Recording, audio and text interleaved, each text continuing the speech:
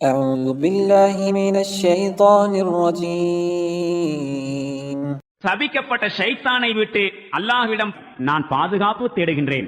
وَإِن كَادُوا لَيَفْتِنُونَكَ عَنِ الَّذِي أَوْحَيْنَا إِلَيْكَ لِتَفْتَرِيَ عَلَيْنَا غَيْرَهُ وَإِذًا لَّاتَّخَذُوكَ خَلِيلًا.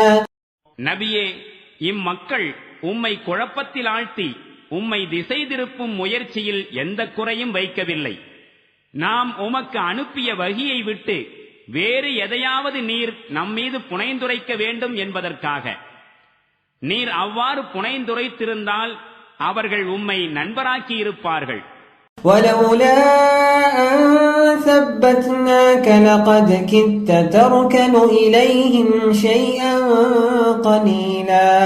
நாம் உமக்கு உறுதிப்பாட்டை வழங்காதிருந்தால் நீர் அவர்களின் பக்கம் சிறிதேனும் சாய்ந்திருக்கக்கூடும். إِذًا لَّأَذَقْنَاكَ ضِعْفَ الْحَيَاةِ وَضِعْفَ الْمَمَاتِ ثُمَّ لَا تَجِدُ لَكَ عَلَيْنَا نَصِيرًا. நீர் அவ்வாறு சாய்ந்திருந்தால் உலக வாழ்வில் 2 மடங்கு வேதனையையும் மரணத்திற்கு பின்பு 2 மடங்கு வேதனையையும் நீர் சுவைக்கும்படி செய்திருப்போம்.